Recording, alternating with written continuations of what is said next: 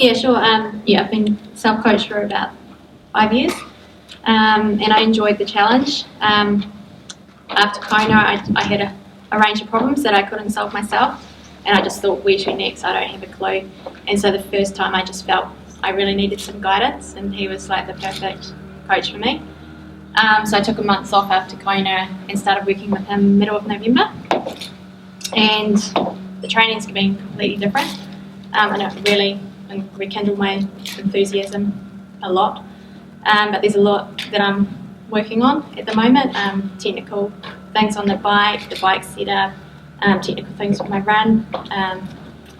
So I guess the last few years I got myself to a place where I guess my body had adapted to the training. You're doing the same thing. I never got any sore muscles or anything. I could do a race and it wouldn't even affect me that much. And I started working with Matt, and all of a sudden all these different muscles I've never used, the hamstrings, the glutes, and I'm starting to shake things up, and it's I'm getting sore muscles often, and so I work through that, and I'm getting stronger, but it's still really soon in the year to see any effects, I think. I'm looking forward to the race, but it's going to be completely different for me than previous years.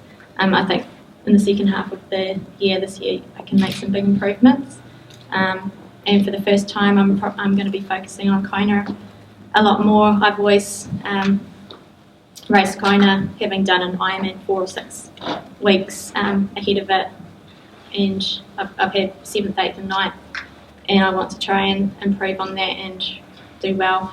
So I'll be doing a lot of racing in the first half of the year, and then the second half I'll really be focusing on that and doing a few more halves in the build-up.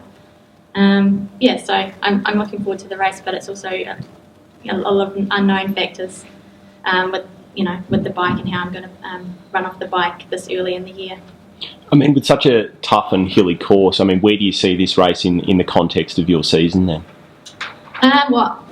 Things have changed a lot. For me, it used to be I'd pick 6 Ironmans a year. That's what I tend to do. For financial reasons, I have to do that. And I'd always sort of train, so I'd be really consistent in each of them. There'd be no peaking or anything like that. I could only train for 5 weeks, and that's when I started to get really fatigued. So I'd do 5 weeks of training, taper for a race, do the race, and then I'd have 1 to 4 weeks off and then do it again. You don't really make any long-term improvements. So things are going to be a little bit different now, so I might not be as good in one race, hopefully be better in another race, that kind of thing.